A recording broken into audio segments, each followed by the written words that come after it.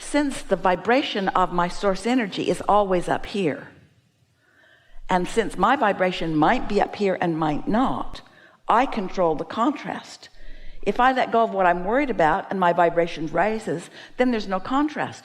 But if I'm like a dog on a bone trying to fix some problem and focused upon what's wrong, then I'm introducing contrast by my introduction of my resistant thought to my own desire. How often do you want something and you believe the opposite? And what is a belief? A belief is just a thought that you continue to think. And why do you continue to think that thought? Because law of attraction keeps it active. So how do you get around that? There are a couple of ways. You could meditate, which means quiet your mind, which means the resistant thought subsides and then your vibration rises. Or you could daydream or appreciate, or you could get a lobotomy.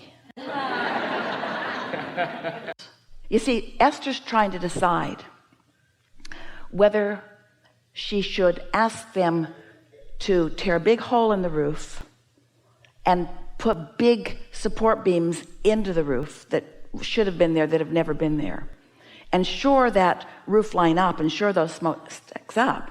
Or what's the path of least resistance, to shore it up or to take the smokestacks down? And what we want Esther to understand is that those are not questions that she should be asking right now, because nothing about any of those questions does anything other than introduce extreme resistance into her equation. So she thinks, I have only two choices: leave them up or take them down. We say, no, there's another one. Don't think about it. That's so hard. It seems like I should think about it. It seems like I'm responsible. It seems like I should think about it. And we say, that's because you're not factoring in the fact that we're all thinking about it. You don't feel supported and guided. You don't trust that the universe is dealing with this. You haven't seen, you're not looking right now at the sequence of events that's even brought this to your attention. In other words, you're forgetting the well-being of your life experience, and you're choosing to be responsible and do the right thing. So choose this bad thought or this bad thought. There's no good scenario here. In either case, they have to make a big hole in the roof. In either case, they've got to bring a crane. In either case, great big beams have to be put into that roof line. In other words, it doesn't feel like there's any good choices from Esther's fearful place. But from our advantage point, they're all good places. Men get to play with a crane. They get to bring those cranes up there. They get to do things that they're good at doing. They get to figure stuff out. They get to work on this awesome house. They get to make a lot of money doing it. They get to please Esther. You see what we're getting at? You got to decide that you want to feel good, and then find the thoughts that do feel good. And how do you know what thoughts feel good if there aren't any thoughts that don't feel good? Without resistance, how would you know? If your inner being weren't thinking a thought that is different than the thought that you're thinking, you couldn't even have negative emotion. Stay with that for a moment.